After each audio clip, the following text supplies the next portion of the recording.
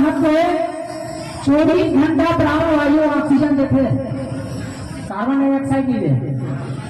People के पेड़ एकमात्र ऐसे पेड़ वही है जो 24 घंटा ऑक्सीजन देते प्राण वायु। बाकी पेड़ पर हाँ ऑक्सीजन देते 12 घंटा, ओकर बाद रात्रि में कार्बन डाइऑक्साइड छोड़ते। तेकर सभी रात्रि में पेड़ का मत चाहो इतनी रात बिगाड़ के पेड़ वेकर मत जाओ। ये हमारे दाई बेटा मन के कहना भी पड़े बचपन में ना रहा, रात बिगाड़ के पेड़ का मत जावे बेटा काबर लो।